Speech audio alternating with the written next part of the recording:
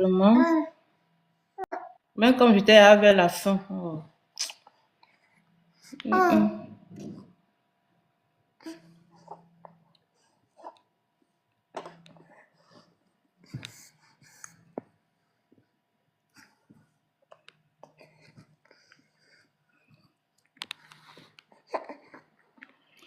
Ah là là.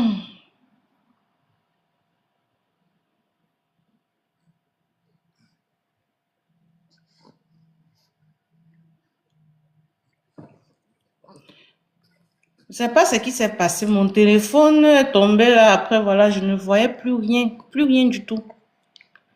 Je ne voyais plus rien. Même pour faire monter quelqu'un, je ne pouvais pas le faire. Je sais pas pourquoi. Mais ça s'est passé ainsi. Je suis obligée de refaire le live. De lancer le live en fait. Zénon, refais ta demande s'il te plaît. Du coup, je ne voyais rien. Quand tu as même fait ta demande là, je ne savais même pas que tu as fait la demande. Quand le téléphone est tombé, je ne sais pas ce qui s'est passé. Du coup, j'ai tout perdu. Je voyais plus rien. C'était juste le test qui était devant vous là. Mais je ne savais même pas le nombre de personnes qu'il y avait dans le live. Donc, je ne connaissais rien du tout. Ouais. Non, ils ont dû signaler, je pense, peut-être, c'est pour ça. C'est pour ça. Ça m'est déjà arrivé aussi d'avoir un écran qui était tout noir et en général, c'est que quelqu'un m'avait signalé. Donc Exact. ça doit être ça peut-être, ouais. Mais en gros, moi, ce que je voulais te dire, hein, Oui. tu vois, tout ce que tu viens de lire là. Quand tu as parlé, attends, je remonte un peu plus haut. Attends, quand tu parlais de Galam, il me semble que c'est ça. Ouais, les Galas. Ok. Lui, les Galas. Galas et qui là encore? Les Galas et... Les Galas, les Borani Galas, etc. Les Wagalas. En fait, hein, je suis allé regarder les Galas, ce sont les Oromos. C'est un peuple que tu vois en Éthiopie. Et je... Oui, les Oromos, c'est des peuples que tu retrouves en Éthiopie. Mais les Éthiopiens, là, vous êtes des guerriers, Oui. les Tu les gars, ils retrouves en ont Éthiopie. bastonné. Tu les retrouves aussi au Kenya. Tout ce qui est Borani Galas, là, tu les retrouves au Kenya. J'ai regardé. Et Merci d'avoir fait ce boulot. ça prouve encore une fois, hein, que l'islam n'est jamais arrivé dans la paix en Afrique de l'Est.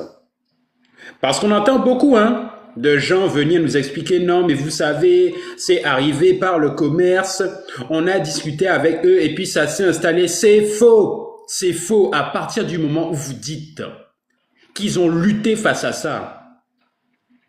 Mais tu ne luttes pas face à quelque chose qui n'est pas violent. Et en l'occurrence, qu'est-ce que l'islam préconisait? C'était les razzias.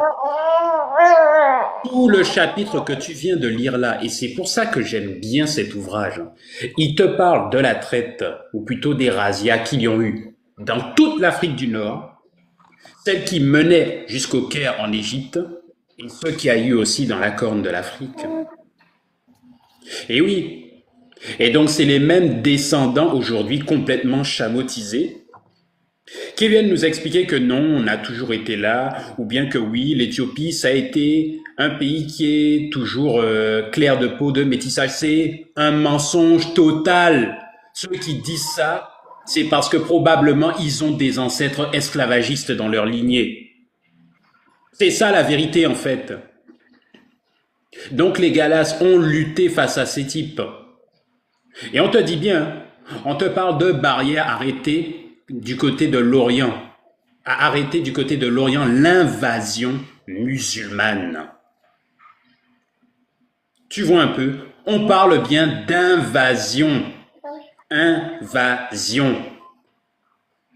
Donc ça ne s'est jamais fait dans la paix. Ça c'est un mensonge. Aujourd'hui, les gens viennent s'exprimer avec leur science que oui, non, c'est pas partout le même phénomène. Ben si, si. Quand on parle des religions abrahamiques, hein, c'était partout. Et donc c'est le fameux Zimba en question, ben, qui est venu, qui a lutté face à ces trucs-là. Autre chose, bon c'est un peu différent, mais tu as lu un passage, je relis la phrase, hein. C'est au niveau de la 242, un peu vers le milieu du texte. On te dit, après les 45 000 habitants, lorsqu'on lit ces détails et surtout lorsqu'on songe à la République de Libéria, fondée sur les côtes de la Guinée par les États-Unis et se développant si péniblement malgré un tel patronage. Aujourd'hui, il y a des nègres qui viennent nous expliquer que le Libéria a été fondé par des Afro-Américains. C'est faux, on vient de vous le dire encore. Oui, tu as raison. Puisque j'ai même fait passer la vidéo tout à l'heure, ils ont dit ça à l'intérieur, que ce sont les Afro-Américains qui sont venus s'imposer là-bas au Libéria. Relis la page là, s'il te plaît. Tu as dit pas combien? 242. Vas-y.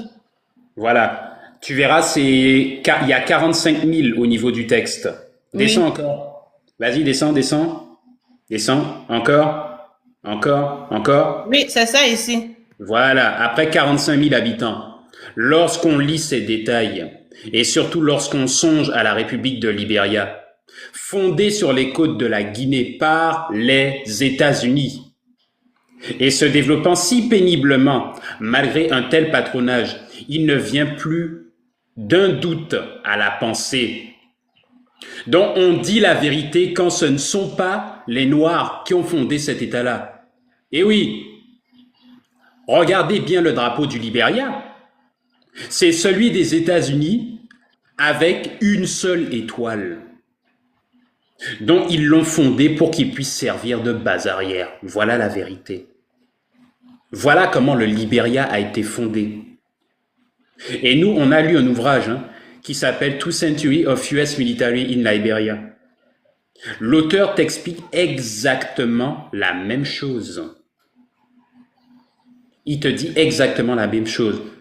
Au tout début, il dit, je lis, le premier chapitre démontre, contrairement à l'opinion générale, que le Libéria n'a pas été fondé par des esclaves affranchis par des propriétaires d'esclaves aux États-Unis avec le soutien de l'ACS, une organisation philanthropique, mais par des propriétaires d'esclaves américains blancs en étroite collaboration avec le gouvernement américain. Donc, c'est le gouvernement américain qui a créé cette colonie.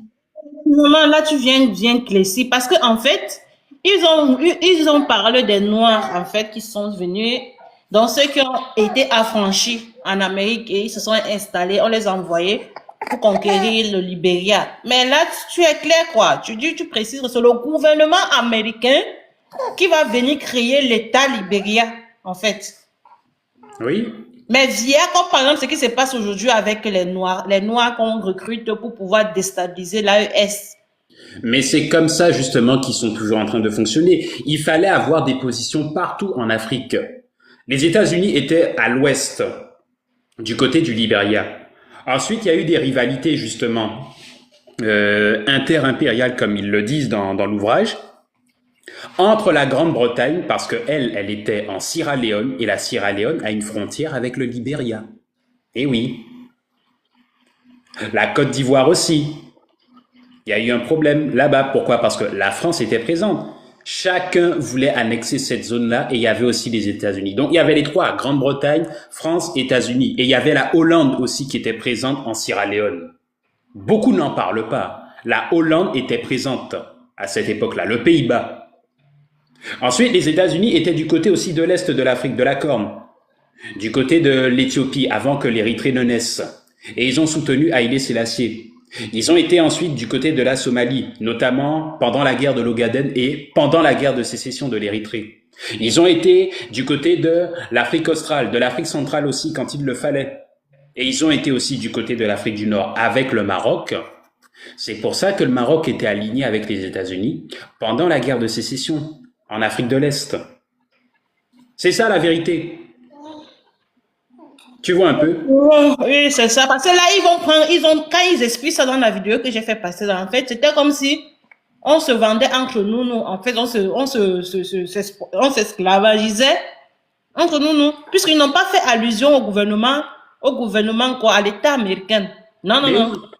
Mais oui, mais en fait, ce qu'il faut comprendre, c'est que au Libéria, ils ont pris des types, ils les ont envoyés en Afrique, mais sauf que c'était plus des Africains authentiques dans la mesure où ils étaient complètement christianisés. Tu vois un peu? Oui. C'est comme ça que ça s'est passé et ils les ont utilisés comme agents auxiliaires. Mais c'était les États-Unis qui étaient derrière.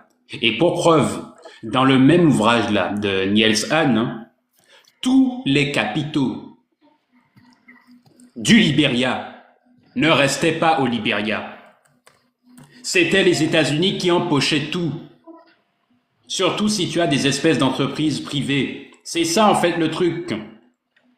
Parce que le principe même, et ça c'est ce qu'on regardait la dernière fois quand on faisait un live sur les dom-toms, quand tu as une entreprise qui est privée, tu as, comment dire ça, les bénéfices, ce sont les actionnaires qui les touchent. Les actionnaires sont américains. Jamais ça va rester au pays. En Côte d'Ivoire, quand tu vois les espèces de mines d'or, il y avait un truc comme ça que Fétiche disait. C'était marqué privé extérieur, privé extérieur, privé extérieur à chaque fois. Ça veut dire que ça n'appartient pas aux Ivoiriens. C'était la même chose pour le Libéria. Et c'est quand William Tolbert est arrivé au pouvoir, il a dit aux États-Unis, c'est mort. Tous les capitaux là vont rester chez nous. Ils ont fait assassiner Tolbert, ils ont mis Samuel Doe au pouvoir. Un autre esclave volontaire. Samuel Doe s'est fait tuer, ils ont mis une autre marionnette au pouvoir. C'est comme ça que ça marche avec eux. Et oui. Et ils veulent faire apparemment... Enfin, moi, c'est l'analyse que je fais en tout cas. Et tu vas me dire ce que tu en penses. Ils essaient probablement de faire la même chose avec le Bénin. Comment tu expliques qu'on accorde facilement des nationalités? Bon, c'est très bien que les gens fassent des retours aux sources. Moi, je n'ai aucun problème avec ça. Il n'y a pas de problème. Mais jusqu'à preuve du contraire, le Bénin, c'est un pays de la France-Afrique. C'est la France qui prend les décisions. Quand tu vois Claude Iciard qui a un poste au sein du gouvernement, mais c'est la France qui l'a probablement mandaté. Donc c'est exactement le même phénomène qu'ils sont en train de reproduire. Je ne sais pas ce que tu en penses toi, Macoubi. Mais en fait, Zénon, c'est la même chose, non? Quel est le pays qui donne la nationalité facile comme ça là? En fait, il y aura des Noirs déjà formés, bien préparés, pour aller faire le boulot là-bas, en fait, qui auront la nationalité, mais ils seront confondus dans les différentes nationalités de ceux qui souhaitent vraiment revenir sur leur terre natale. Ils seront confondus. Donc, on va pas les voir à l'œil nu. Donc, ils vont ancrer dans, comment je peux dire, dans ce groupe de personnes, mais ils seront là pour pouvoir mener leur objectif que les mecs leur ont donné, tout simplement. Parce que quel est le pays qui a fait ce que le Bénin a fait là? Il est le seul pays dont on a retiré les enfants. Est-ce que c'est le seul? Pourquoi le Cameroun n'a pas dit pareil? Pourquoi l'Éthiopie n'a pas dit pareil? Pourquoi? Est-ce que, alors que là, tu as vu là où s'est déroulée la crête, donc on a plus pris les gens de ce côté-là. Donc, le Bénin n'est que le seul pays jusqu'à l'instant. Je ne sais pas s'il y en a qui ont déclaré qu'ils vont donner les nationalités comme ça là. En fait, ce qu'on essaie de faire comprendre, rebonjour à tous ceux qui sont arrivés entre-temps, on a intérêt à garder les deux yeux bien ouverts, et vraiment bien ouverts, parce que c'est par ce processus-là qu'ils ont fait leurs infiltrations. C'est ça. Oui, c'est ça qui s'est passé. Oui, c'est ça. Et je répète encore, je dis le Bénin, oui, pour la simple et bonne raison que c'est un pays mère de la France-Afrique. Voilà la chose qui fait pencher ma balance de l'autre côté, sans hésitation. Parce que c'est pas Patrice Talon qui prend les décisions.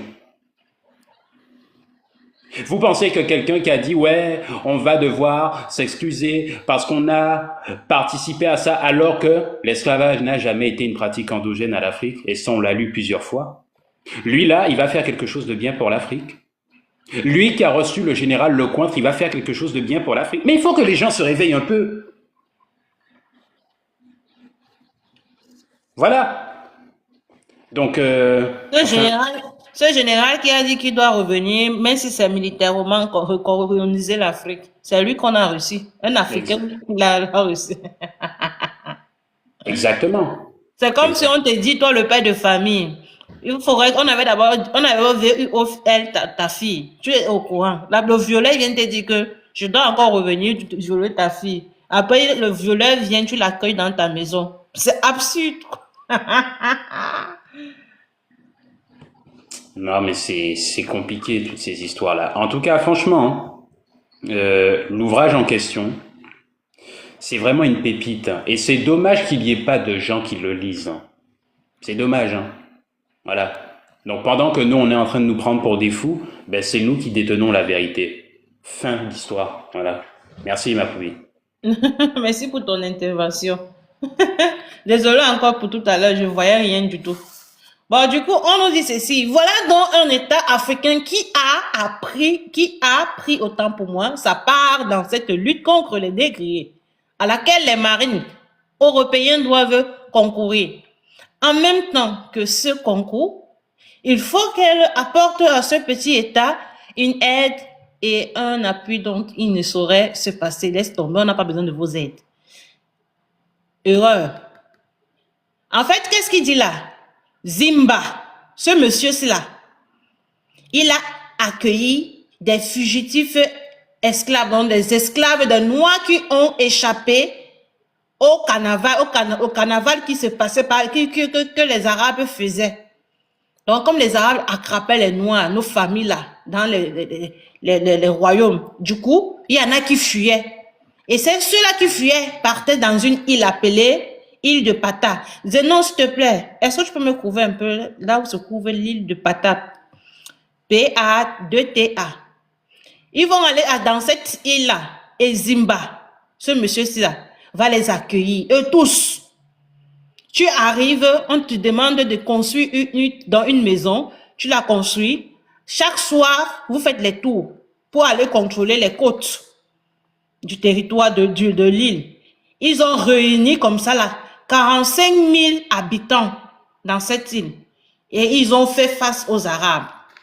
Ils disent, aujourd'hui, il y a des gens qui parlent, ils disent que non, les Noirs n'ont rien fait. Voilà quelque chose qui s'est produit pendant la traite arabo-musulmane. Ça s'écrit comment, tu m'as dit? C'est P-A-2-T-A. Ok. Dans île de Pata, j'ai essayé de fouiller là, même mon ordinateur là me dérange un peu dans le clavier.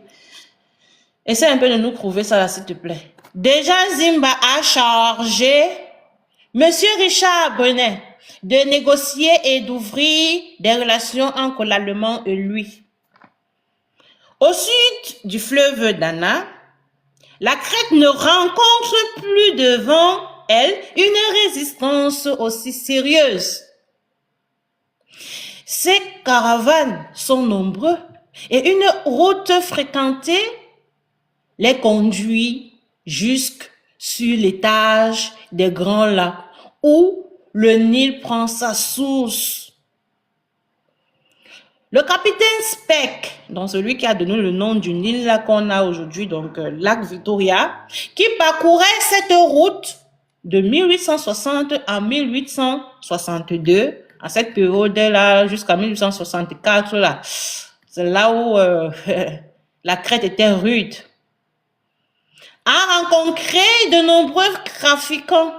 Il a vu passer leurs esclaves enchaînés. Il a été le témoin de leur lutte.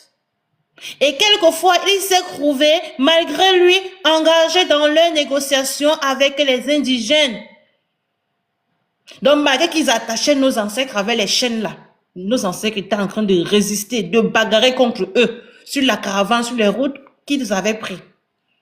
C'est lui qui nous servira de témoin pour ces congrès. Donc, monsieur Speck qui a fait, il est ancré en profondeur pour aller chercher où le Nil prenait naissance, jusqu'à arriver au lac Victoria, dans le Kenya, la Tanzanie, l'Ouganda. Il va aller jusqu'à dans ce pays-là. Et c'est lui qui va voir tout ce qui se passait.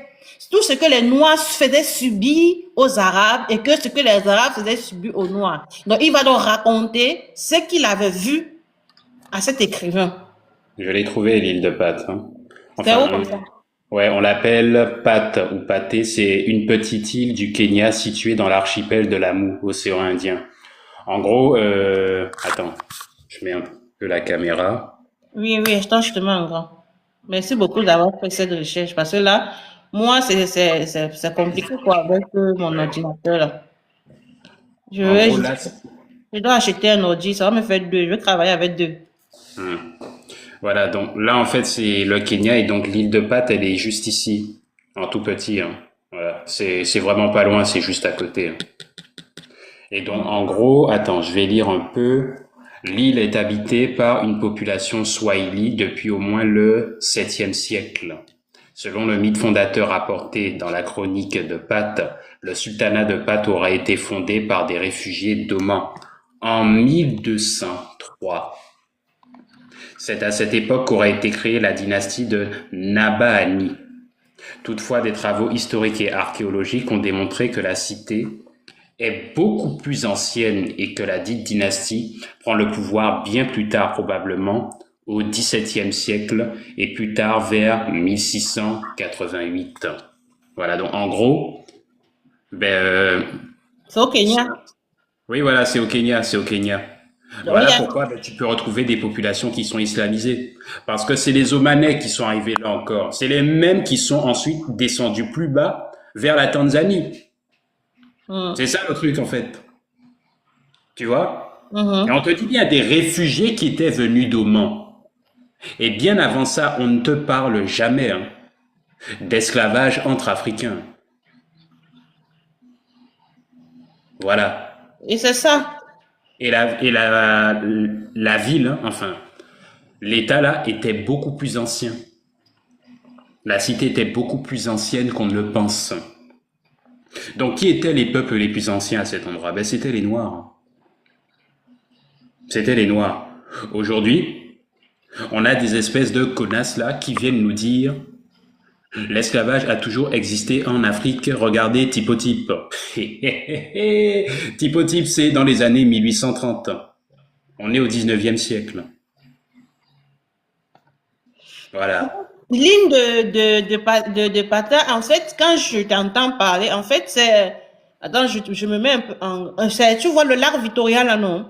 Puisque le lac Victoria prend l'espace aussi au Kenya, hein. Donc, les Oui. pays qui sont juste à côté du lac Victoria, ce sont des pays tels que le Kenya. Et donc, si le Kenya est là, dit que là, au lac de Victoria, il y a une île. Et cette île appartient au Kenya. Je sais pas si tu comprends. Mhm. Je sais pas si c'est que mon explication, elle est claire. Attends, je vais essayer de vous montrer avec la carte. En fait, ici, le Kenya est là. On a l'Éthiopie là, on a le Soudan, on a l'Ouganda, on a la Tanzanie. En fait, le lac Victoria est au milieu de ces trois pays ici, Kenya, Ouganda, Tanzanie. Donc, si le lac est là au milieu et que le Kenya est là, ça veut dire qu'il y a une île dans le lac. Donc, il y a une petite portion de terre qui se trouve dans le lac. Et c'est là où tous les fugitifs, donc tous les Noirs qui ont fui, qui ont résisté aux Arabes qui ont attaqué dans cette partie-là en Zanzibar, ils sont venus tous se réfugier ici au Kenya, mais plus précisément sur le lac Pata. Est-ce que tu comprends? Je vois parfaitement ce que tu dis. Hein. Ok, ça me rassure. Donc, en fait, c'est là au Kenya que tous ces hommes qui ont résisté contre les Arabes ici à Zanzibar, ici là à Abyssinie, parce qu'il y a un territoire ici qui est appelé Abyssinie ici, juste parce que l'Égypte avait pris la terre ici d'Érythrée, le nord de l'Éthiopie et le sud du Soudan. Donc, il y a une résistance ici là. Donc, il y avait aussi certains qui sont venus aussi là. Même ici là, même ici là. Donc, Somalie aussi. Tous sont venus se réfugier au Kenya. Vas-y, vas-y. Non, non, vas-y. Hein. Tous sont venus se réfugier ici au Kenya. Et au Kenya, donc, il y a le lac Victoria. Le lac Victoria qui est là, dans le lac, il y a une partie de terre qui a poussé. Donc, tu vois, l'île, ce n'est que une terre qui est dans l'eau, qui est entourée d'eau. Comme par exemple Madagascar que vous voyez là. Vous voyez que ici là, ce n'est que la terre, mais tout autour c'est l'eau. Donc ici, il y a l'eau ici là. Il y a le lac qui est là. Du coup, il y a une île comme Madagascar, donc un morceau de terre qui est au milieu de l'île. Et ça fait partie du Kenya. Raison pour laquelle on trouve que l'île Bata se trouve dans le Kenya. Donc là, directement, sur cette île-là, donc, tous les Regarde. Noirs qui ont résisté, oui. Non, en fait, l'île de Bata, elle est pas à l'intérieur. Elle est au niveau de l'océan Indien. Ici, Regarde, ouais, voilà. Enfin, regarde, je remets la carte. Je me remets oui, en vas-y, grand. montre-moi ça, s'il te plaît. C'est mieux avec la carte, parce que moi, je suis en train de chercher à voir. Attends, je te mets en grand. Faut qu'on voit ça bien. Sinon, Oui, oui. Regarde. attends, En fait, hein, je pour que change. les gens comprennent, je sais pas si. Voilà, regarde. En fait, tout ça là, c'est le Kenya, d'accord? Là, tu me parles du lac Victoria. L'île de Oui. Pad, elle est pas au milieu. Elle est là, ici, comme ça. Ah, Elle est ici. c'est à Voilà côté de pourquoi. quel pays là? C'est toujours le Kenya qui est là, hein? Oui, tout ça là, c'est la frontière du Kenya. Là, Ah, c'est ok, le ce n'est pas à Kenya. l'intérieur, c'est juste à côté du Kenya, alors, donc Oui, oui, c'est à la le- mer Indienne, l'océan Indien, autant exactement. pour moi. Exactement. C'est dans le canal du Mozambique, en fait, si tu veux. Elle est à peu près là, comme ça. Je pense que ça doit être celle-là. En Canal du tout Mali. petit, ok? Et donc juste au-dessus, tu as je crois que c'est la Somalie qui est là, et juste en bas, c'est la Tanzanie. Oui, je vois. Ok, maintenant, Voilà. tu m'as bien expliqué, j'ai compris là maintenant. Parce que moi, je Oui. pensais que c'était à l'intérieur, quoi. Non, Donc, si non, pas c'est du tout. ici. Pas du tout. Regarde, je te remets la carte ici, là, et Mhm. elle est là. Regarde, le point rouge, il est ici, hein. Ah oui, c'est vrai.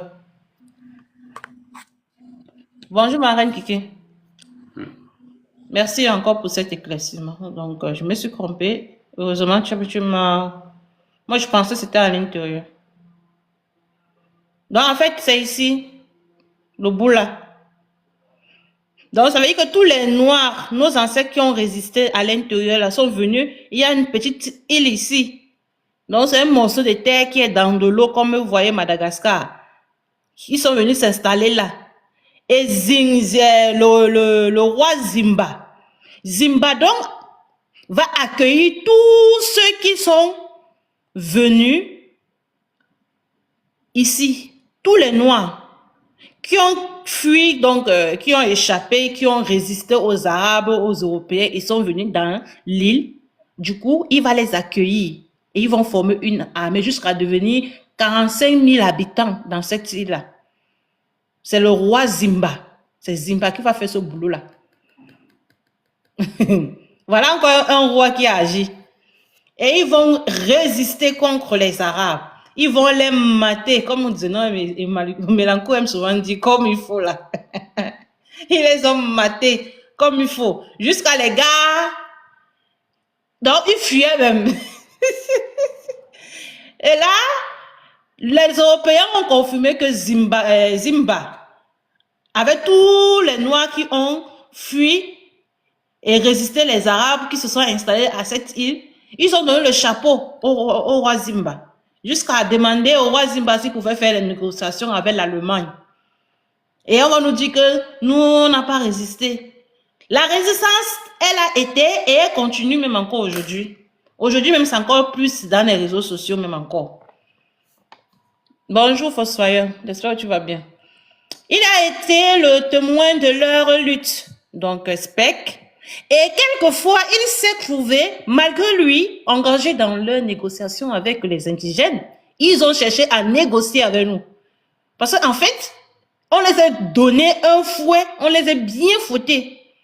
Que voilà, ils étaient obligés de négocier. C'est lui qui nous servira de témoin pour ces congrès.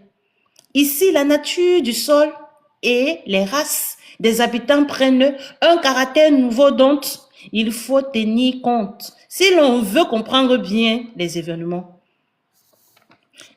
Les montagnes qui descendent du nord atteignent en face des grands lacs une hauteur qui leur permet, sous l'équateur même, d'arriver jusqu'à la région des neiges.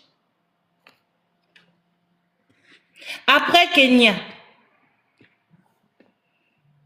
vient le Kilimandjaro, élevé de 6 à 7 000 mètres.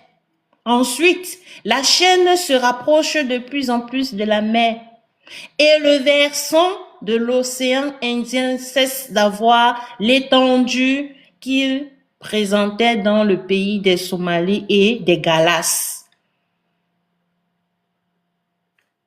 Est-ce cette inclinaison de la chaîne montagneuse vers le rivage qui explique par un prolongement sous-marin la présence des îles que l'on rencontre le long de la côte? En tout cas, la présence de ces îles, cependant fort peu étendues, est d'une importance capitale pour l'Afrique. Si elles n'offraient point un refuge aux Arabes, les possessions africaines de ces derniers leur auraient été enlevées déjà, et la sultanie de Zanzibar n'existerait plus. Ici, les Mohammedans ne forment plus comme chez les Somalis une puissance continentale. Ils ne sont, à proprement parler, que les insulaires et ils n'ont d'importance que par leur marine. En fait, on nous dit que les montagnes étaient tellement stratégiques pour nos ancêtres. Que les Arabes, ils avaient tout l'accès qu'ils avaient, c'était les eaux. Parce que les montagnes, à l'intérieur, les montagnes, le mont Kilimandjaro, était un mont aussi stratégique pour résister contre les Arabes, pour les vaincre. Ils ne sont, à proprement parler, que des insulaires et ils n'ont d'importance que par leur marine. D'un autre côté, ces Arabes sont venus de l'Oma, du pays de l'Arabie le moins musulman de tous. L'islamisme chez eux ne se connaît que dans les mœurs. Il n'y a plus le même caractère.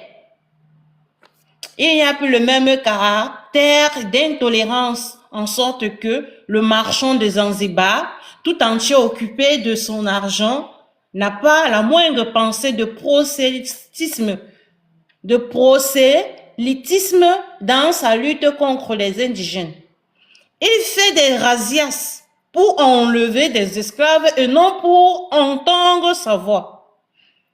Chez les indigènes aussi, il se présente des caractères nouveaux. La race change. Elle perd ses énergies qu'elle avait dans les montagnes du Nord et offre une proie plus facile plus facile aux négriers. Après les Abyssins, les Waouma, les Galas, qui semblent appartenir à une race supérieure, quand on aura dépassé au sud du Dana, le pays des Maasai, on ne trouvera plus dans le vaste triangle de l'Afrique méridionale qu'une race et une langue, la race et la langue des Kaf. Les Hottentots, il voulait dire quoi là? Les Hottentots, cependant, font exception. La découverte de cette unité de la langue sous la variété nombreuse des dialectes de l'Afrique du Sud est une des plus importantes pour la philologie. Déjà les Swahilistes, qui possèdent les côtes en face de l'archipel de Zanzibar, appartiennent à ces races méridionales. Ce nom de Swahilis désigne plutôt qu'une tribu particulière, une agglomération de populations diverses qui ont admis d'une manière telle quelle la suzeraineté, donc il voulait dire la souveraineté sûrement, des sultans de Zanzibar et qui parlent le dialecte de ce nom. La grande route de la crête que Speke a suivie s'éloigne de la côte en face de Zanzibar. Zanzibar, c'est juste en Tanzanie, hein. Il y a une petite île là, un petit endroit, c'est comme Pata qu'on a montré là. Zanzibar aussi est quelque part là. Et par la vallée du Kingani, arrive bien vite sur le plateau montagneux où l'on trouvera les grands lacs. Les chefs de la région maritime, à moitié soumis au sultan, suivant les circonstances, se font chasseurs d'hommes, cultivent la terre ou rationnent les caravanes.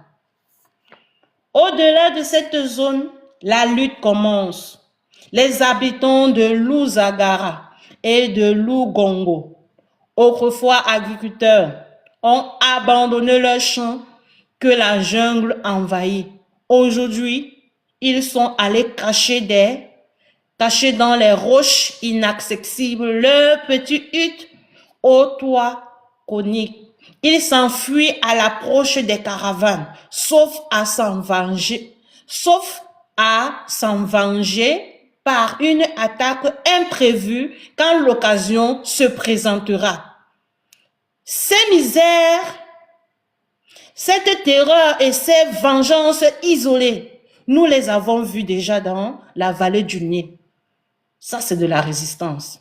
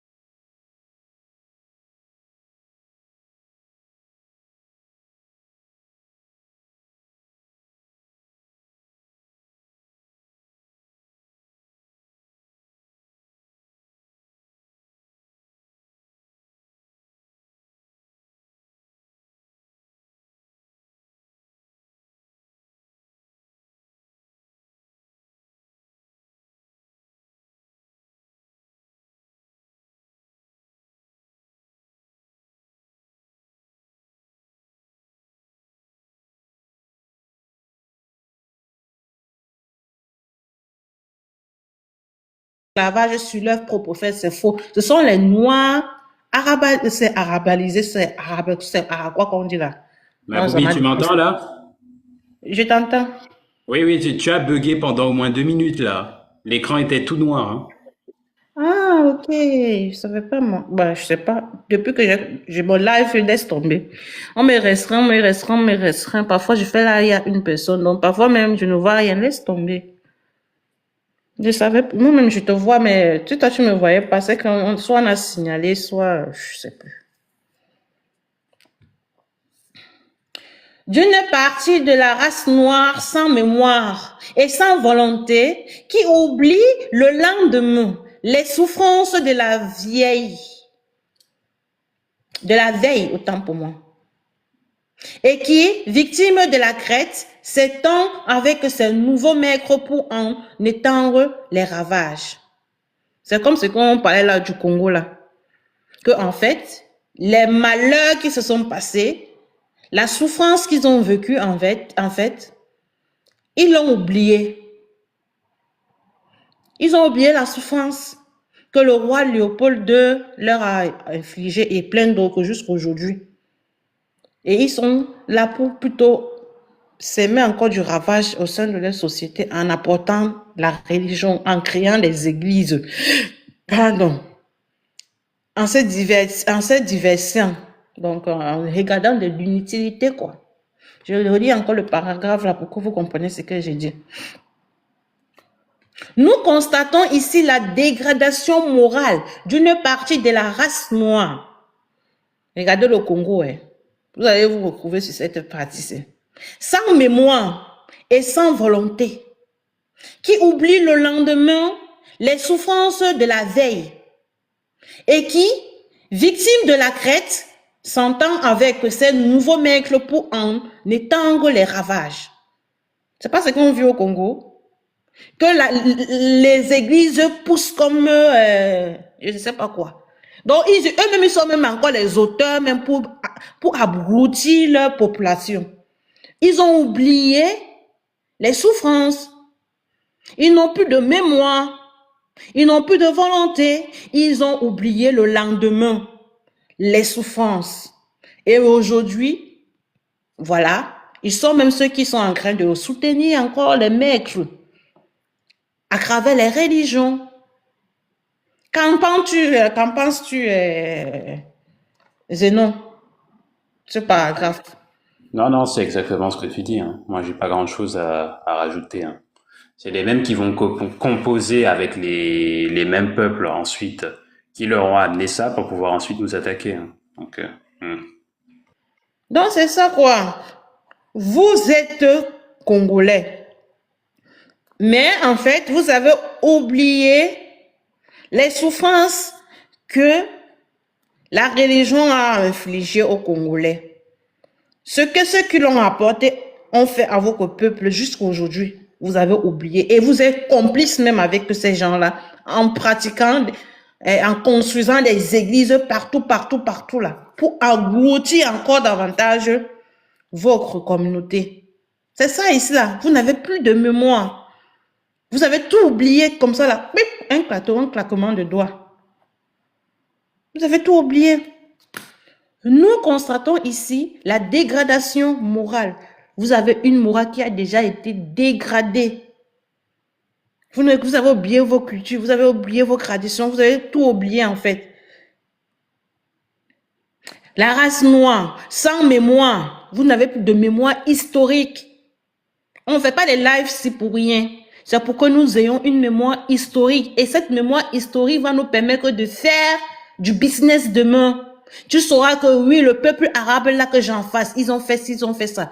En faisant du business avec lui, tu vas bien le taxer. Tu vas bien puisqu'on ne peut pas s'en passer dans ce monde, c'est avec ces gens-là. Ils sont là, oui. Maintenant, donc, pour qu'on puisse vivre avec eux, il faut les connaître. Et les connaître signifie aller dans le passé et interroger le passé. Tu fais du business avec eux, tu n'auras pas en face de toi un Dieu Mohamed. Parce que quoi, tu as déjà la mémoire historique. Mais si tu pars faire le commerce avec eux et que tu n'as pas la mémoire historique, tu vas servir les intérêts de ton bourreau en fait. Tu vas travailler pour lui. Parce que tu n'as pas la mémoire historique. Les lives que nous faisons ne sont pas vaines. Zénon en fait les lectures. Zénon en fait, Mélencourt en fait. Il y en a encore d'autres qui le font, que je n'ai pas cité ici. Là. Newton, je ne sais pas ce qu'elle fait aussi. Mais il y en a tellement qui font des lives de l'histoire, de lecture, sur le contexte historique. C'est important. Vous pensez que Zénon, là ou là, si demain, après-demain, il se lance dans un business et qu'il a en face de lui un arabe, un musulman ou bien un européen, vous pensez qu'il va montrer ses deux dents et sourire jusqu'aux oreilles? Le gars aura le visage froissé et il va les taxer bien comme il le faut en pensant au massacre qu'ils ont fait subir à nos ancêtres. Il ne va pas blaguer. Il va lire le contrat qu'on va lui donner. Si c'est un Européen qui est en face de lui et qui est en train de signer un contrat avec lui, il va prendre le papier, il va le scanner, rescanner, rescanner et lui donner l'invitation peut-être dans 2 mois avant de signer le document. Parce qu'il les connaît. Il les connaît. Même chose qu'avec les Arabes. Donc, avoir la mémoire historique, ça te prépare à des business, peu importe dans le domaine que tu seras. Ça te prépare à la vie communautaire avec eux. Peu importe là où tu es. Tu pourras avoir en face de toi un Arabe ou bien un Européen. Tu sauras comment te comporter vis-à-vis de ce dernier. Tu sauras que, hey, ces ancêtres ont fait ceci, ils ont le gène dans leur sang. Donc, je dois faire attention. Je ne dois pas aller n'importe où. Milieu public, c'est possible, mais quand c'est déjà bizarre, allez, tu comptes pas boire ensemble. Non, non, non, il faut faire attention. Tu auras déjà les idées qu'il faut pour ne pas franchir la limite avec eux. Sinon, après, tu seras déjà en fait. Parce que eux, là, c'est inné. Ils vont faire même là, on va te dire qu'il est fou. C'est pour ça qu'il a fait. Voilà donc le rôle du contexte historique, de la mémoire historique. Et ce sont ses avantages. C'est que tu es prudent. Tu es avisé. Tu es préparé. Tu as l'œil du flocon. Donc, tu vois avant même qu'il ne commence. Avant même qu'il n'ouvre la bouche, tu connais ce qui va sortir dans sa bouche. Voilà le rôle de la mémoire historique, en grosso modo. Donc, ne négligeons pas l'histoire. Elle est très importante à un niveau que vous ne pouvez pas imaginer. Donc, on nous dit ici là que nous constatons ici la dégradation morale d'une partie de la race noire, sans mémoire et sans volonté, qui oublie le lendemain les souffrances de la veille. Ça, ce sont les Congolais et tous les peuples des Noirs, les Noirs qui ne veulent pas se réveiller là. Vous avez oublié les souffrances que vous avez subies. Même aujourd'hui, vous avez la peine d'avoir de l'eau chez vous. Vous avez de la peine à pouvoir vous nourrir. Mais vous oubliez ces souffrances parce que quoi? L'Européen vous a donné de l'argent pour aller faire la propagation dans les réseaux sociaux. Que non, la démocratie est bonne, nanana, tel pays, tu insultes des pays qui se développent parce qu'on t'a donné les miettes. Tu oublies les souffrances. Tes souffrances, tu les oublies. Voilà des Noirs dont il s'agit ici. Rappelle-toi toujours de ton passé. Car c'est ton passé qui fera ton présent et ton futur. Je dis, rappelle-toi toujours de ton passé. Ne l'oublie jamais. C'est très important. Ton passé te permet de voir en face de toi, si tu as un arabe, tu sauras quoi et comment te comporter face à lui. C'est l'histoire qui va te donner les armes qui te permettront de poser des actes. Et qui est victime de la crête s'entend. Attendez, je vais d'abord voir ça. Je reçois un appel.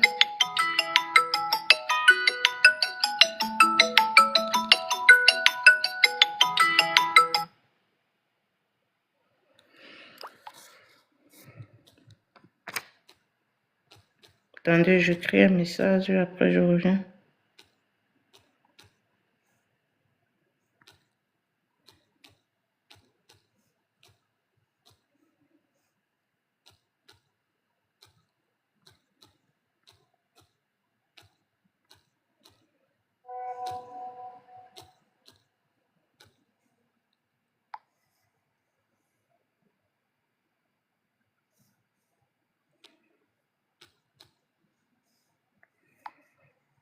Ok, c'est fait.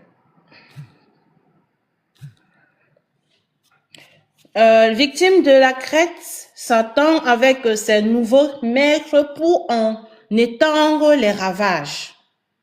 Donc, les gens qui font pousser les églises au Congo, là, comme je ne sais quoi, là, vous êtes en train de travailler pour votre maître en multipliant les églises dans votre pays. Et cela va abrutir votre communauté. Toute votre population ne pourra plus avoir des Thomas Sankara, des Ibrahim Traoré, des Lulumba, tous ces gens-là. Votre communauté ne pourra pas avoir ce genre de personnes pour vous sortir de cette souffrance. Parce qu'en fait, vous servez aux intérêts du colon, qui est le christianisme, en construisant les églises, en les multipliant dans tout votre pays. Et c'est ça qui est l'abrutissement de votre communauté. Celui qui est dans le christianisme est incapable de se lever pour aller en guerre. Il va seulement dire: pardonnez-nous, pardonnez-leur. C'est le pardon qui va prendre la place de la guerre et de la liberté.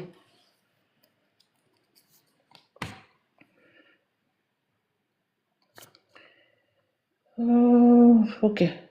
Sur le mot de noir ou nègre, par lequel usage fait désigner les indigènes de ces congrès, il faut se rappeler que l'expression est peu juste, car la couleur de ces hommes se rapproche de la teinte du chocolat. Donc, il met en question la couleur noire qu'on nous a attribuée. La ville de Kazeb, dans l'Onyamwezi, est la principale résidence des marchands arabes qui, moins grands seigneurs que ceux de Khartoum, la capitale du Soudan, viennent diriger eux-mêmes leurs affaires au lieu d'avoir des véhicules pour les représenter. De temps en temps, ils vont faire des tournées pour recueillir de l'ivoire et ramasser des esclaves. Leur source s'étend très loin à l'intérieur, jusqu'à Kanzem, bien au sud des Grands Lacs, un marché dont nous aurons à parler encore. Dans l'intervalle, ou bien quelquefois d'une manière plus définitive, quand le commerce n'a pas réussi, ils se font agriculteurs et réunissent de grands troupeaux dans leur vaste étable. Naturellement, avec des hommes d'humeur aussi peu belliqueuse, la résistance serait facile si les indigènes avaient un peu plus d'énergie, mais les chefs africains, loin de vouloir supprimer une crête dont ils profitent les premiers, ne songent quand ils sont les plus forts, quand imposer des droits de passage un peu plus élevés aux caravanes d'esclaves. Au moment où Spec, il faut retenir que les rois là, les chefs africains là, c'était plus les Africains, hein, ils étaient arabisés, ils étaient là, on comprend, ok. Au moment où Spec, donc ce monsieur-ci, se trouve à Kazeb, en 1862, la grande inquiétude des marchands vient justement d'une prétention pareille.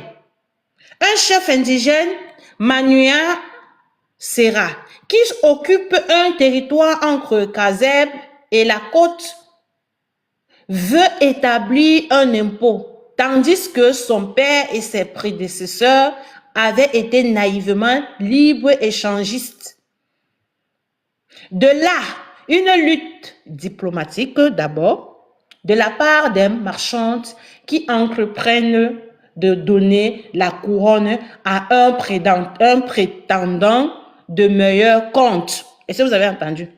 Donc, en fait, ces chefs africains-là n'étaient pas des chefs africains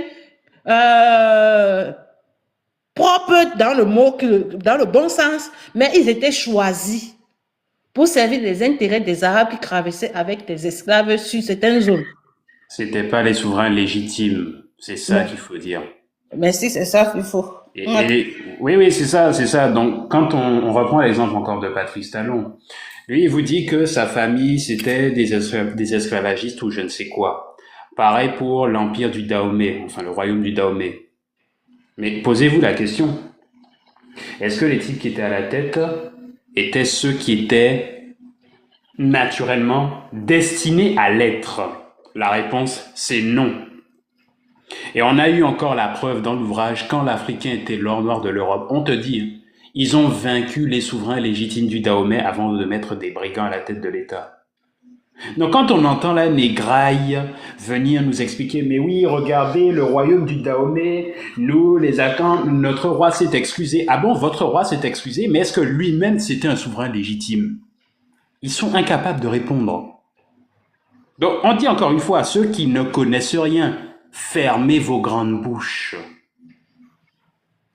Voilà. C'est dit. Tu es souvent comme, tu fais là comme moi. Quand je parle, je finis. Après, je m'arrête, je dis que, c'est bon. En fait, c'est ça. Donc, du coup, le chef qui va précéder son père, en fait, lui va exiger les taxes maintenant pour que tous ceux qui passent avec des esclaves dans son territoire puissent payer. Tous ces marchands-là. Mais, les marchands, eux, donc, ils vont dire que, mais depuis quand? Avant que tu ne viennes. On passait ici, on ne payait rien. Tu vas nous exiger maintenant à payer les taxes, toi qui? Bon, on va faire ça comme il faut. C'est devenu un problème diplomatique. Donc, ils ont remplacé, donc ils vont chercher à remplacer ce chef par un chef qui va maintenant les laisser circuler avec des noirs esclaves sans payer. De là, une lutte diplomatique d'abord, de la part des marchands qui entreprennent de donner la couronne à un prétendant de meilleur compte. Ensuite vient la guerre ouverte. Donc, ils vont aller chercher quelqu'un qui va remplacer celui-là. Maintenant, donc, pour le remplacer, il faut quoi? Mener une guerre contre celui-là qui refuse, qui passe sans payer les taxes. Une armée de 400 esclaves est mise sous le commande de mon de 6 chefs et sous l'autorité suprême du Tchèque Snek. Le général se croit assez fort pour faire en même temps une expédition de commerce et une campagne militaire. Il va enlever une ville et opérer une grande razzias de femmes, d'enfants et de bétail. Mais quand la résistance arrive, quand Manoa Serra se présente, ces glorieux voleurs se laissent battre. Et les 6 capitaines restent sur le champ de bataille. Alors les orgueilleux marchands deviennent d'humbles suppliants. Ils prient Speke, auxquels ils ont suscité des difficultés, d'intervenir pour eux auprès du vainqueur. Dans cette lutte dont le voyageur anglais n'a pas vu la fin, la couardise, le sot orgueil, l'adjection et l'avarice des trafiquants arabes présentant quelque chose de ridicule dont l'on pourrait sourire si l'on ne songeait que la guerre se terminera toujours par un marché. Après la campagne, on verra une caravane de malheureux captifs descendre vers la côte. Nous avons rencontré de ces convois luttant dans le désert contre la chaleur et la soif, réunis en grosses groupes afin de repousser les agressions des Touaregs et présentant l'aspect d'une véritable armée. Les marchands arabes ont quelquefois de ces grosses caravanes comme celle qui part chaque année de Tadjoura. Mais il y en a d'autres moins considérables, plus particulièrement dans le sud. Ici, du plateau à la mer, du point où la razzia s'est faite au port où l'on s'embarque, La route ne comptera plus de longues semaines et l'on peut voyager en moins grand nombre. Mais il faut aller vite, car derrière les rochers ou dans la profondeur des taillis, il peut se cacher des embuscades. L'indigène n'épargne pas l'arabe. Donc, s'il trouve l'occasion favorable, je reprends. Mais il faut aller vite, car derrière les rochers ou dans la profondeur des taillis, il peut se cacher des embuscades. L'indigène n'épargne pas l'arabe. S'il trouve l'occasion favorable, marcher rapidement, c'est l'ordre répété aux esclaves enchaînés. Mais quand l'ordre n'est plus entendu, quand le bâton n'a plus d'action sur le misérable que la fatigue abat, sans pitié, on l'abandonnera au milieu de la solitude. Monsieur Bakel nous parle d'un convoi ramené, non par des Arabes, mais par des Turcs. Donc, ce qu'on vient de dire, en fait, c'est que quand les Arabes marchaient dans le désert, là, avec nos ancêtres entachés, prisonniers, là, il y avait des embuscades que nos ancêtres menaient sur ces caravanes. Ils attrapaient les Arabes, ils les bastonnaient ils laissaient même les Noirs qui étaient enchaînés là, ils fuyaient.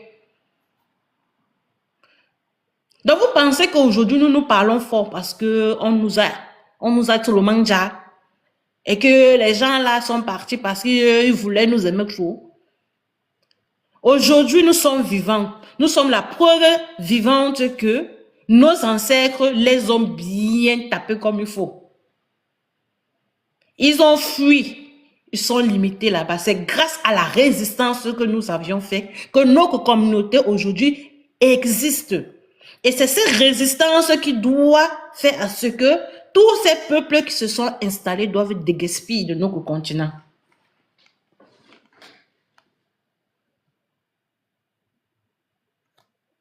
Donc je relis encore cette partie. L'indigène n'épargne pas l'arabe. S'il trouve l'occasion favorable, marcher rapidement, c'est l'ordre répété par... Attendez, je vous montre cette partie, ça mais que vous ne voyez pas. Je monte un peu.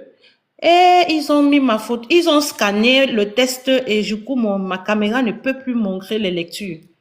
Je ne vois plus ce que je suis en train de dire ici. Là. Et on a signalé mon live. Je suis en train de faire monter le test, mais je ne vois pas mon test monter dans le live. Donc, je pensais que vous voyez, pourtant vous ne voyez rien. Ils ont capturé l'écran de mon test et du coup, ils ont scanné ça là dans mon live. Moi, je suis en train de lire. Je pensais que je suis en train de vous montrer la partie où je suis en train de lire. C'est tout à l'heure que je me rends compte qu'en fait, il n'y a rien qui me passe dans l'image.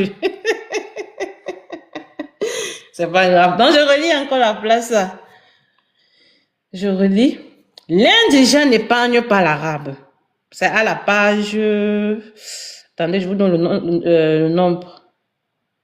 À la page 248. Mais, là, tu as seulement le test devant toi.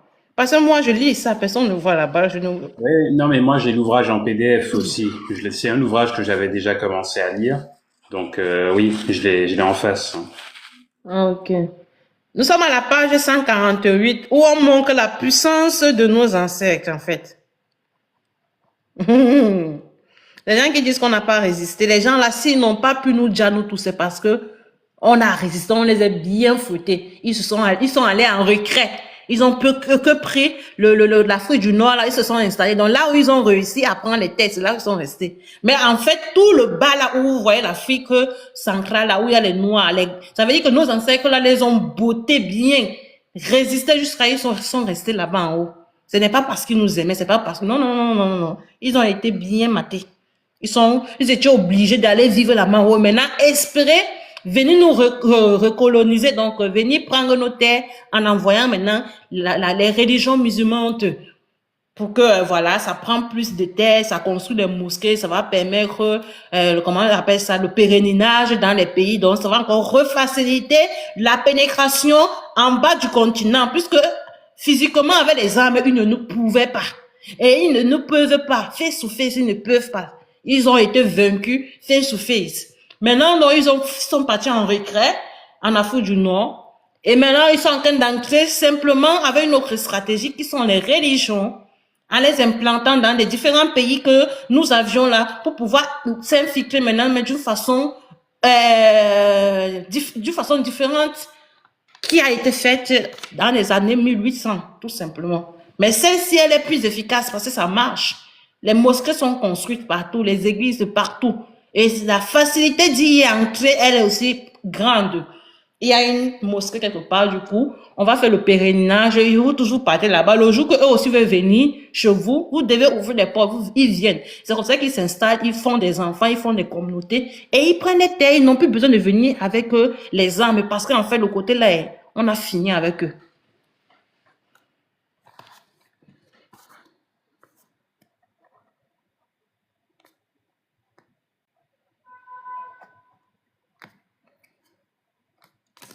L'indigène n'épargne pas l'arabe. S'il trouve l'occasion favorable,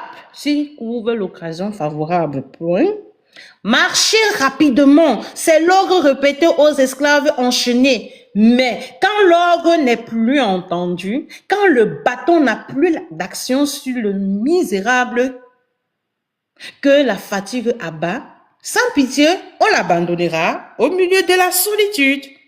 Mais qui va l'abandonner? Mais c'est l'arabe. Il va fuir parce qu'en fait, il y a eu l'embuscade. Nos ancêtres les ont attaqués. Ils vont laisser nos ancêtres qui étaient enchaînés là dans le désert, ils vont fuir.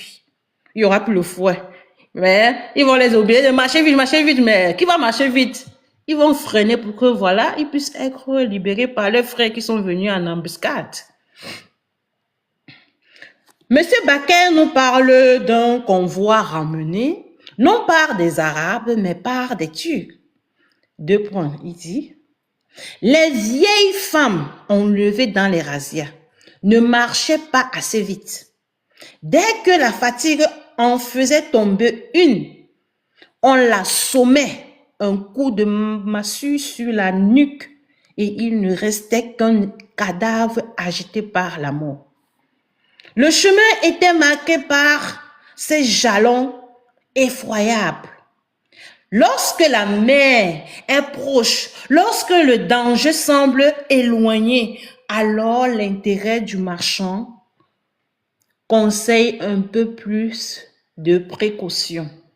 S'il reste dans la croupe des hommes que la faim et la fatigue est un peu plus épargnées, on les charge de porter leurs compagnons affaiblis.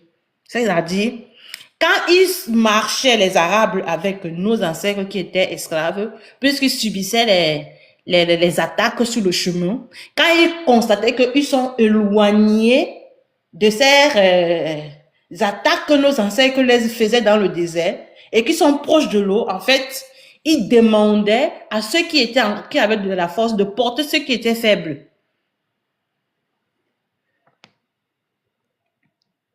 Il y a quelque chose d'horrible et qui soulève le cœur dans la vue d'une pareille caravane. Et je tiens à vous rappeler qu'il y avait des vieilles mamans là, des vieilles femmes. Quand cette dernière n'avançait pas vite, parce qu'il faut vite avancer, parce qu'il y avait les embuscades que nos ancêtres faisaient dans cette caverne. Donc, du coup, il fallait vite marcher. Et il y avait des vieilles mamans qui ne pouvaient pas vite marcher. Et cette dernière, quand elle refusait de vite marcher, on dosait bien sur son cou. Et c'est au coup de boum. Soit elle meurt, soit, bon, la plupart des cas, elle mourrait, hein. Et voilà, on s'en débarrasse. Il y a quelque chose d'horrible et qui soulève le cœur dans la vue d'une pareille caravane. La croupe ne marche plus réunie. Les malheureux sont échelonnés par groupes le long du sentier, chancelants, semblables à des squelettes. Leur visage n'a plus d'autre expression que celle de la faim. Leurs yeux sont ternes et enfoncés. Les joues sont devenues osseuses. Il est temps d'arriver au terme de la course. Mais que va-t-il donner aux malheureux ce terme de voyage? Les noirs bateaux sont là. Les noirs bateaux sont là, avec leurs cales sombres, étroites, fétides pour la marchandise humaine. Voilà, dans toute sa laideur physique, le commerce des esclaves. Il serait plus effrayant encore s'il pouvait étaler en nos yeux les plaies morales, les vices, la dégradation hideuse que l'esclavage produit chez le maître comme chez l'esclave autant pour moi. Donc en fait, voir un arabe devant toi, mettant dans ta tête que l'ADN là, ils l'ont, que c'est une descendance, une continuité de ce qu'ils ont fait, comment tu vas te comporter avec cette histoire-ci que tu as là maintenant? Tu penses que tu vas sourire quand tu vas faire des contrats du business avec eux? Parce que voilà, le commerce, tu vas le faire avec eux, que tu veuilles ou pas. Pareil pour les Européens. Mais il faut connaître l'histoire pour comprendre comment, quelle attitude, quel comportement, quels sont les mots que tu vas employer face à ce dernier. Est-ce que tu vas faire comme d'autres personnes que je vois dans les réseaux sociaux? Ils sont là, ils applaudissent l'arabe, ils félicitent l'arabe, ils disent que lui, c'est lui le boss. C'est parce qu'ils ignorent qui est celui qu'il est en train d'apprécier. Le jour que tu connaîtras ton histoire, face à un arabe, tu ne vas pas l'applaudir. Tu vas le regarder, tu vas seulement calculer. Donc, il y aura plusieurs informations qui vont passer dans ta tête. Tu vas revoir tout le film qui s'est passé pendant la crête orientale. Il nous reste une dernière route à parcourir. Un dernier champ de bataille de cette triste guerre à visiter. Les caravanes qui en reviennent sont plus nombreuses que celles qui descendent des grands lacs par la vallée du Kingani. Les ravages qu'elles ont commis également en horreur tout ce que nous avons vu sur les bords du Nil, s'ils ne le dépassent pas. Souvent, la pensée cède à une illusion naturelle. Lorsqu'on parcourt les annales de la Crète, si l'on est révolté par les atrocités de cette chasse, comme pour soulager son imagination, on se dira qu'après tout, elle ne change guère à la situation des indigènes, que l'existence pour eux, toujours misérable, n'est pas devenue plus malheureuse parce qu'ils sont attaqués par des négriers qui les font esclaves au lieu de l'être par leurs voisins qui les mangeaient. Ici, l'illusion n'est plus possible. Le pays a été parcouru avant que les chasseurs y fussent arrivés. Il présentait alors le beau spectacle d'une population pacifique et laborieuse, détruisant les cultures et ne laissant pas la mort dans ces villages si bruyants une année auparavant. Le témoin qui va nous faire connaître ce nouveau théâtre l'a visité 2 fois. Il l'a vu d'abord à l'époque où les indigènes, ignorant qu'il y eut un monde au-delà de leur canton, vivaient assez tranquilles, sinon heureux. Puis, dans un second voyage, il n'a plus trouvé que des ruines et du sang. Donc, en fait, il y a quelqu'un qui va témoigner qu'en fait, il était dans le continent, donc en Afrique. Quand il est arrivé, tout était bruyant, les gens vivaient, tout. Mais quand il est revenu pour une seconde fois, c'est là qu'il constate que la Crète, donc il constate qu'il y a des tueries, il y a tout ce qu'on est en train de parler là. Et c'est lui qui va raconter maintenant le second théâtre. Ce témoin, c'est Livingstone. Son nom, c'est Livingstone. Livingstone. Et nous compléterons cette déposition par celle du baron de Deakin. Le nom de Livingstone est un des plus connus parmi ceux des voyageurs modernes. Ce marcheur infatigable dont les découvertes ont fait connaître à la science une grande partie de l'Afrique méridionale est en même temps un des adversaires les plus ardents de l'esclavage. Parce qu'il comprend combien il est impossible de régénérer l'Afrique tant que la crête existera. Mais cette crête, il ne la précise peut-être pas avec une complète exactitude. Il ne sait pas bien distinguer la crête occidentale chargée d'approvisionner des colonies d'Amérique et qui se meurt aujourd'hui de la crête orientale au Mohammedan qui est bien loin de mourir, ou plutôt qui ne mourra qu'à l'islamisme. Donc la crête continue même aujourd'hui avec l'islam, la religion islamique. La crête n'est pas terminée. Elle se poursuit avec les religions. Elle a été vaincue à travers les guerres armées. Maintenant, elle prend la forme de religion. C'est la première qui semble le préoccuper surtout.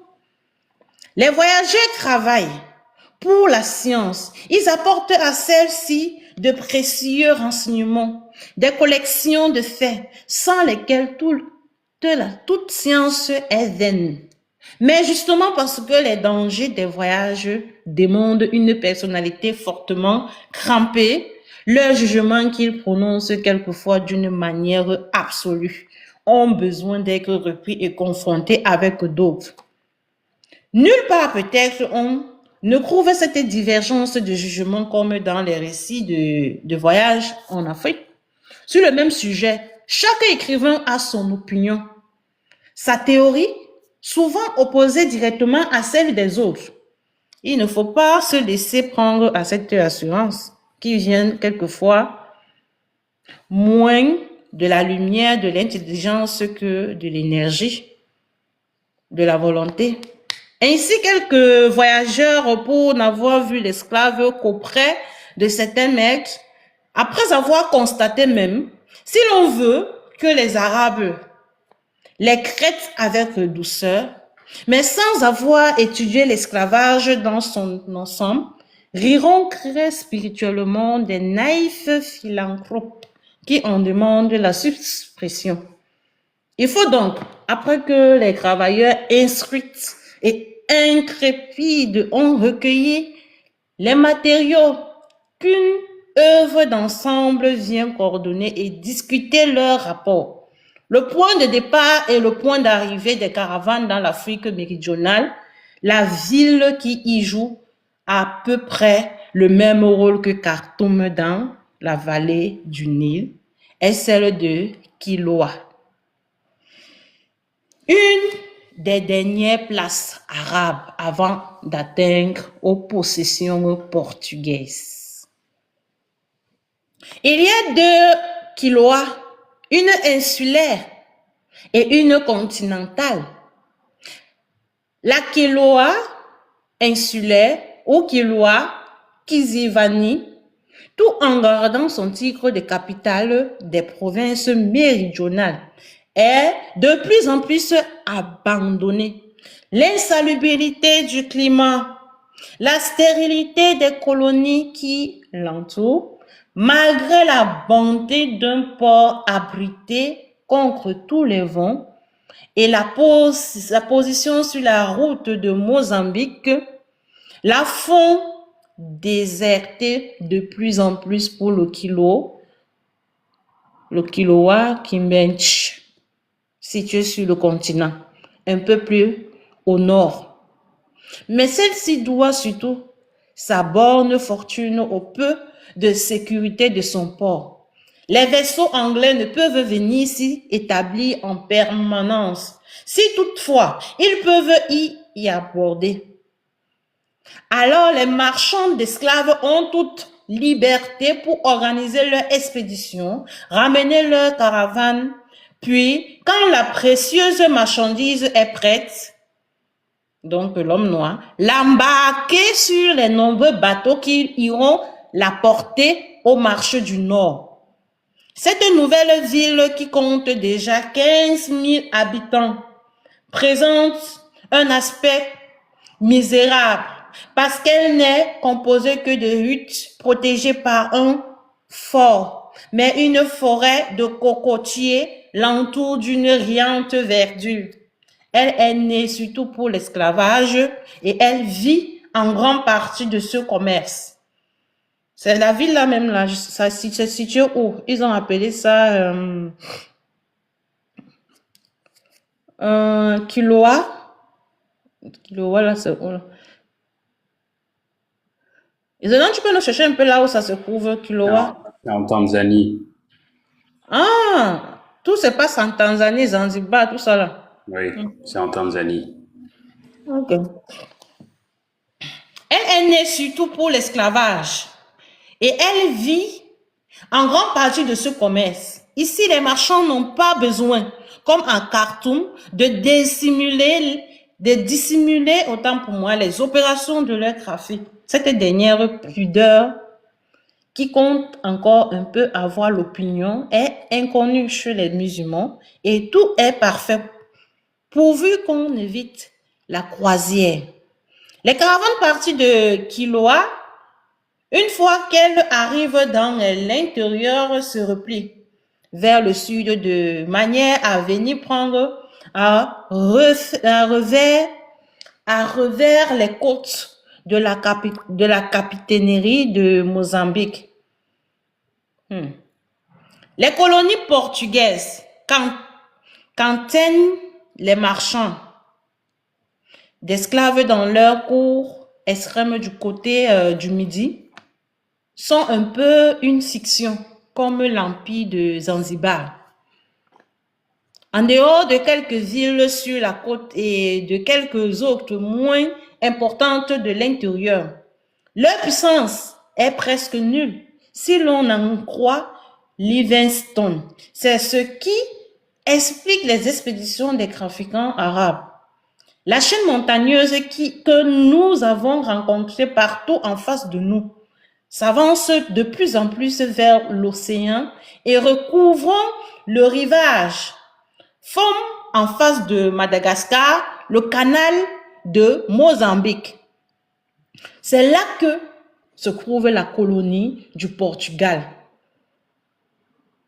Quand on part du rivage, il faut traverser une cripe zone, c'est des terrains humides et fiévreux où grandissent, autant pour moi, les épaisses forêts de mangliers, celles des steppes dont les hautes herbes dépassent la taille d'un homme. Puis les premières collines avec les broussailles ou des champs cultivés quand les indigènes s'y établissent. Derrière sont les montagnes. À mesure qu'on s'élève sur les hauteurs qui forment le rebord du plateau africain, les populations se présentent plus nombreuses parce que le climat est plus sain et qu'il y a plus de sécurité à l'abri des rochers contre les attaques du dehors. Aujourd'hui, la sécurité n'y est plus. Les trafiquants ont découvert cette riche provision d'hommes que gardait la montagne et que la paix passée avait rendu moins guerriers autant pour moi. Ils sont venus s'établir sur des bords du Nyanza. Le Nyanza est un beau lac de plus de 300 km de long dont les eaux sont tellement poissonneuses. Et c'est là-bas que les Chinois font du business. Le poisson que vous mangez là-bas en Europe, là, les Chinois élèvent ça là-bas, et ils transportent ça pour revendre. Que les crocodiles rassasiés cessent presque d'y être dangereux. Tout autour de ces belles eaux, En fait, j'avais voulu vous dire que les montagnes ont servi beaucoup pour nos ancêtres. Ils se sont réfugiés sur des montagnes et ils sont protégés grâce aux montagnes aussi. Mais comme ils ont aussi découvert dans les Arabes, voilà, ils ont compris que là-bas était un secret pour nous, quoi. Tout autour de ces belles eaux qui sont déjà à 400 mètres au-dessus du niveau de la mer, les montagnes, il est quelle heure? Oui, il faut que j'arrête déjà. Les montagnes élèvent leur, je lis cette partie et après on va passer aux commentaires. Les montagnes élèvent leur sommet à 1700 mètres. Elles sont couvertes de forêts, de champs cultivés et de villages. Elles se découpent en une multitude de vallées gracieuses avec des prairies où pèsent de grands troupeaux, avec des ruisseaux qui descendent vers le Nyanza en repentant la fraîcheur et la fécondité. Sur certains points, la population est compacte et les villages se suivent en chaîne presque continue. Le sol est fertile en produits variés. Dans le lac Nanzara, c'est une richesse qui est énorme. Même dans la partie où il y a la terre, tout est riche là-bas. Et les Chinois, ils sont. L'Europe investit, eux, ils font le financement. Les Chinois, par contre, sur le lac Nanzara, ils font la formation de la pisciculture avec la communauté, la population autochtone. Ils forment sur place, et ils produisent sur place, ils financent sur place et ils exportent. Voilà le projet des Chinois. Les Turcs, ils sont au niveau de lac Nanzara pour faire quoi? Pour le truc militaire. Donc pour la sécurité, et ils sont là pour la sécurité. L'Europe finance, c'est-à-dire peut financer pour le caoutchouc, le caoutchouc. On rapporte le caoutchouc. Après, ils viennent avec les bateaux, ils montent avec ça vers le Nil là-bas. Ils envoient ça jusqu'en Europe pour l'énergie aussi pareil. Ils font l'exploitation de l'énergie là-bas, mais ils financent, ils donnent juste de l'argent aux différentes entreprises qui sont là-bas. Et ces entreprises vont fructifier, ils vont fabriquer ce qu'il faut fabriquer. Et ils viennent maintenant prendre avec les bateaux et envoyer tout cela en Europe. Les Chinois font le contraire. Eux, les Chinois, qu'est-ce qu'ils font? Ils ont la pisciculture de poissons, les carpes qu'on mange là. Ils font cette pisciculture dans le lac. Et maintenant, donc, ils font d'autres trucs aussi là-bas, mais ils forment sur le terrain. Après avoir formé, ils financent même. Après, ils financent ceux qui travaillent là, les autochtones qui travaillent. Ils le font comment? Après, ils ont la récolte, ils vont expédier ça un peu partout, en Amérique. C'est eux, quand vous avez les magasins chinois, ils sont plus des produits africains. C'est par rapport à cette exploitation du lac Nanza. Le Chiré qui emporte les eaux du lac conserve d'abord cette altitude jusqu'au cratère qu'on a appelé Michinson. Comme celle du Somerset. Au sud, il tombe dans le Zambèze, le grand fleuve de l'Afrique méridionale. Cette région du Chiré est une des plus remarquables du continent africain. Il y avait là comme un centre de civilisation indigène qui rappelle celui que nous avons trouvé à Kuka. Les naturels dont la tribu la plus importante est celle des Manganjas, savaient non seulement façonner la poterie et travailler le fer, mais ils étaient arrivés à filer et à tisser le coton. Que les Tébous de Kuka, dont les ancêtres jadis, les propriétaires du faisan, ont été rapprochés du monde civilisé, aient gardé ou reçu quelqu'une de nos connaissances, on peut le comprendre. Mais cette industrie développée dans une proportion assez remarquable sur les bords du Nyanza, il est difficile de l'expliquer. Il n'y a pas ici de centre important de population, comme les grandes villes de bord du Tchad ou du Niger. Une de ces agglomérations qui, en multipliant les besoins et en partageant des travaux, amène les hommes à faire des efforts d'invasion et les mettre sur la voie des découvertes. Point final. Oh, merci beaucoup d'avoir écouté la lecture. J'espère que elle a été instructive. J'espère que l'histoire un peu a été comprise. Zénon, je t'écoute. Qu'en penses-tu? Ce qu'on vient de lire. Non, franchement, ben oui, la lecture, elle était vraiment riche. Moi, ce que j'ai apprécié, c'est les connexions, justement, que l'ouvrage est en train de faire. Parce que tu vois, quand on parle de traite orientale, certains auront tendance à penser que c'est uniquement limité à tout ce qui est Maghreb. Sauf que dans l'ouvrage, en fin de compte, ça t'a parlé des pays de l'Afrique du Nord, hein. Ça t'a parlé des pays du Moyen-Orient. Ça t'a parlé aussi des Ottomans, hein, les Turcs. Hein. Et ça t'a parlé aussi des Occidentaux. En gros, c'est tout un réseau entremêlé et c'est à nous de savoir qui était impliqué et qui ne l'était pas. Ça te montre aussi bien que il n'y a jamais eu d'acceptation de ces trucs-là, jamais. Les gens ont toujours combattu. Hein. Voilà. Donc il y a eu des moments de victoire et il y a eu des moments de défaite où les gens étaient repoussés beaucoup plus vers le sud ou bien beaucoup plus vers l'ouest, puisque c'était ça le but. Hein. Voilà. Donc aujourd'hui, c'est la raison pour laquelle dans des pays comme la Tanzanie, peut-être un peu le Kenya aussi, tu vas trouver des populations qui sont islamisées. C'est dû à tout ça. C'est dû à tout ça. Donc moi, c'est vraiment ce que j'ai apprécié. Et il y a autre chose aussi. C'est vers la page 253 de l'ouvrage, hein, tout en bas. On te dit, hein, le Nyassa est un beau lac de plus de 350 kilomètres de long, dont les eaux sont tellement poissonneuses que les crocodiles rassasiés cessent presque d'y être dangereux. Tu vois, donc on a des gens aujourd'hui qui viennent nous expliquer, vous savez, en Afrique, hein, on mourrait de faim avant l'arrivée des Blancs. Je fais référence à l'espèce de prostituée de Black Slave Queen. On te dit que même les crocodiles n'étaient quasiment plus dangereux tellement ils étaient rassasiés.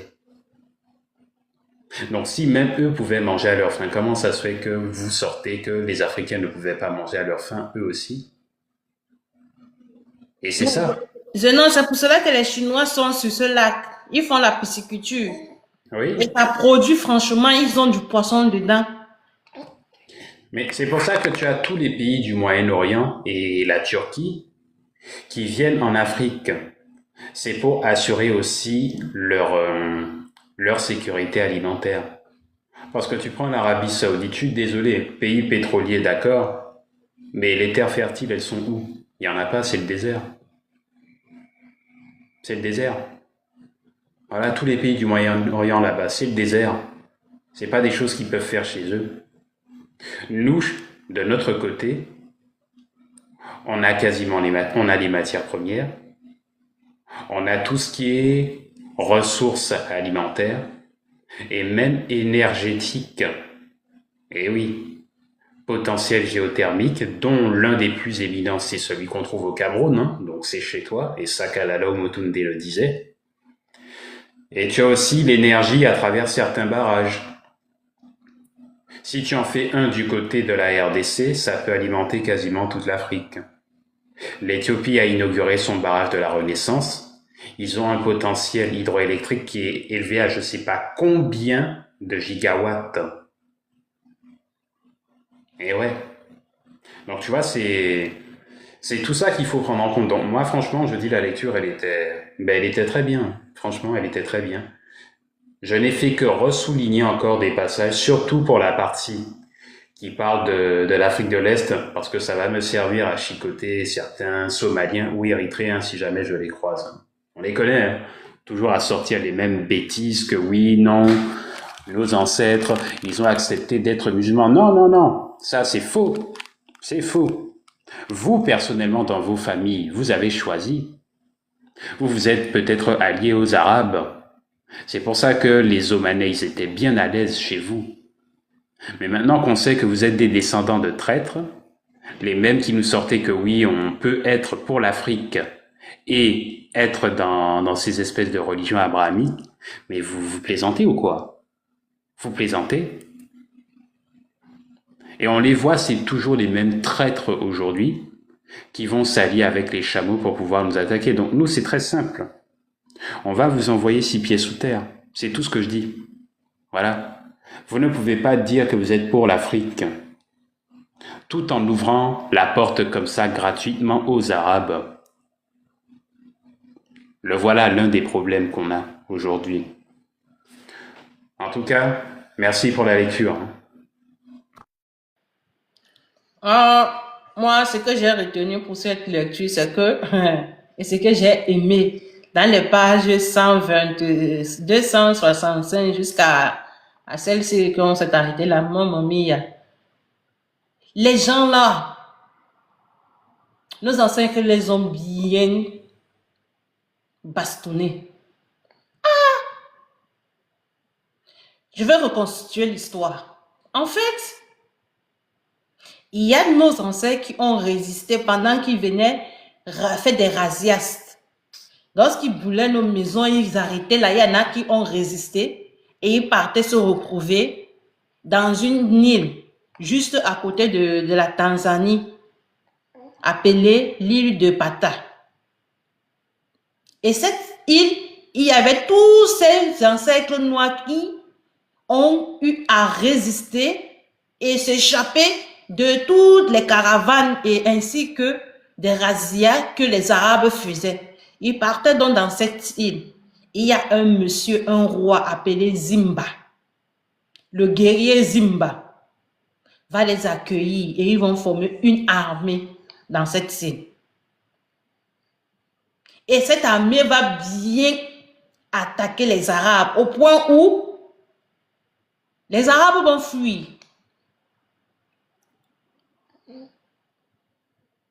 Et on nous précise que ces faits réels sont produits ainsi pendant les caravanes. Nos ancêtres, dans les différentes caravanes qu'ils étaient emmenés, enchaînés, les enfants enchaînés, en fait, les Arabes étaient attaqués dans le désert. Quand ils passaient avec les Noirs enchaînés, avec des bébés au moins, tout ça là, on a des guerriers qui venaient attaquer ces caravanes arabes.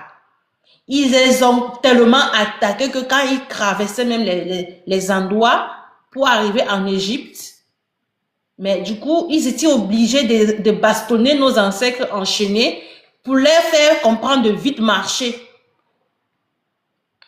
Le coup de fouet qui était bastonné sur eux, était posé sur eux, c'était pour leur rappeler que marchez vite, vite, vite, tout ça parce qu'ils avaient peur.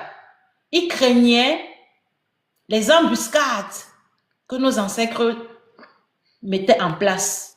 Donc, en fait, les gens ne sont pas venus chez nous. Ils nous ont pris, ils nous ont attaché les cous, ils sont partis comme ça, nous vendre. Non, non, non. C'était pas facile comme ça. C'était très compliqué. Tellement c'était compliqué que c'est ça même qui a arrêté la Crète. Ce n'est pas les Crétés que les Européens ont fait là. Non, non, non, non. Ce sont les faussetés, c'est du mensonge. L'homme européen n'a jamais arrêté la Crète. Il a utilisé le papier pour se faire voir, pour se présenter comme étant le père qui vient sauver les enfants. Mais en fait, ce sont ces guerres qui se menaient sur le terrain, qui faisaient en sorte que les gens là, étaient obligés de se replier. Regardez le roi Zimba. Le roi Zimba, je suis sûr que c'est même lui qui partait dans le désert là pour pouvoir attaquer les caravanes. Et il récupérait les ancêtres qui se sont échappés pour les amener à l'île Pata.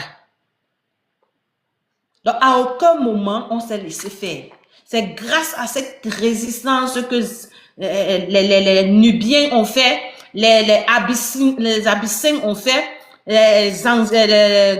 Zimba. Le roi Zimba a fait, les Galas ont fait, le peuple de l'Éthiopie là.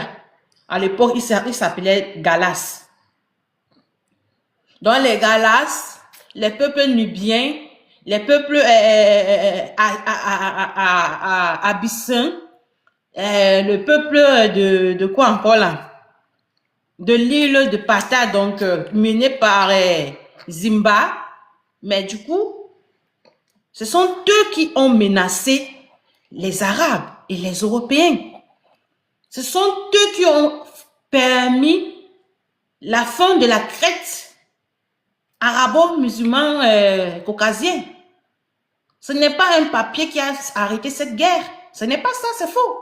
Vous avez écouté la lecture tout à l'heure. Tout ce qui a été dit là, ce sont des résistances faites par nous-mêmes. Jusqu'à ils abandonner même nos ancêtres dans le désert parce qu'ils devaient fuir. À aucun moment, la crête s'est arrêtée sur une signature. Quand eux, ils étaient en train de faire leur signature, comme quoi ils mettaient des accords, parce qu'eux-mêmes, entre eux, ils se faisaient des guerres, que non, on va arrêter de faire la crête. Nous étions en train de mener une guerre sur le terrain. On était en train de faire des guerres. Et soi-disant, la crête, ils ont signé que ça doit prendre fin. Ils ont dit que personne ne doit plus être armé. C'est là où j'ai dit que c'est de la marmaille. Comment tu peux dire que personne ne soit armé? Pourtant, il y a le peuple agressé qui doit normalement s'armer. Mais ils disent que les marchands, les indigènes ne doivent pas avoir les armes. Mais il faut plutôt interdire les armes aux marchands parce que ce sont eux qui font la crête. Et autoriser les armes aux indigènes parce qu'eux, ils subissent la crête. Mais ils ont fait ça de telle sorte que nous puissions être à la merci des marchands. Parce que les marchands ne respectaient pas ce traité-là. Donc, en fait, la crête arabo-musulmane caucasienne n'a jamais été arrêtée grâce à ces gens-là. C'est nous qui avons imposé la fin de la crête à travers nos résistances. Les montagnes aussi ont protégé nos communautés. Les moustiques ont aussi protégé nos communautés. Voilà l'histoire en fait. Les noms tels que les Nubiens, les Libassins, les Abyssins, autant pour moi les Abyssins, les Galaxes, le roi Zimba. Et tout ce monde-là qui ont résisté là, ce sont des peuples autochtones. Ce sont eux qui ont arrêté la crête. J'espère que c'est bon. Et celui qui dira que non, les Noirs, ils ne font que subir, ils sont toujours en train de pleurnicher. Même ce que je fais là, c'est une résistance. On parlera de moi. On dira que j'ai été celle-là qui a éduqué sa communauté afin de pouvoir faire blocus, contrebalancer les projets des colons. Ah oui, oui. La résistance est continue. Et ils vont s'arrêter quand ils verront que nous sommes toujours en train de combattre, en fait. La résistance va faire tout, mais du coup, le combat va peut-être prendre une autre forme. À l'époque, c'était sur le terrain, avec des armes. Aujourd'hui, ça devient psychologique, avec des religions. Maintenant, c'est encore plus élevé, ça devient médiatique, avec des réseaux sociaux et les chaînes de télévision. Voilà d'où le combat maintenant est dirigé. Donc, il est important donc, de connaître son histoire parce que c'est vraiment le levier sur lequel on s'appuie pour pouvoir prendre les décisions non seulement dans notre vie personnelle, mais aussi dans la vie, dans le monde du business, quoi. Parce que moi, je continue à vous dire, les gars, les reines, les rois et mes reines, soyez ce qu'on appelle entrepreneur. Soyez chef de votre entreprise. Parce que c'est le piège qu'on nous a tendu chez nous là, où ils ont créé la médecine, fait le concours pour aller à l'ENAM, être ministre, tout ça là, pour travailler pour eux. Cherchons à être des entrepreneurs, des chefs des entreprises, créer des entreprises. Soyez des businesswomen, des businessmen, des business kings, des business queens. C'est de ça qu'il s'agit. C'est la seule façon dont on pourra s'imposer dans ce monde. Je vous ai montré le lac Victoria et ainsi que le Nil et la mer Rouge. Des grands géants qui y sont, ce sont des étrangers. Nous ne nous sommes pas. Parce que nous sommes beaucoup plus concentrés dans l'affaire. Je veux être ministre. Quand ton enfant naît, tu es en train de projeter déjà que non, il doit être président de la République. Tu es en train de projeter déjà que non, il doit être premier ministre. Il doit parler beaucoup de langues. Tu l'éloignes même du monde économique.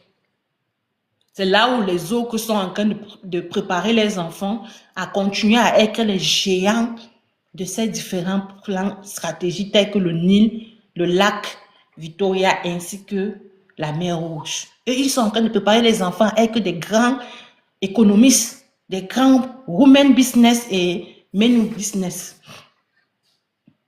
Donc je vous invite à faire du business. Tu commences petit, tu as ton bout de terrain là. Commence à faire de la tomate, bien des légumes, je ne sais pas. Tu commences à gérer doucement, doucement là. Tu grandis, tes revenus. Et soyez très stratégique en matière